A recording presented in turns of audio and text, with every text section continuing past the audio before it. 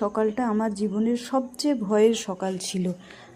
আজ সকাল 9টায় আমি বাড়ি থেকে বের হয়েছিলাম। রোজা রেখে সোজা কলকাতা গিয়েছিলাম ডাক্তারের রিপোর্ট দেখাতে।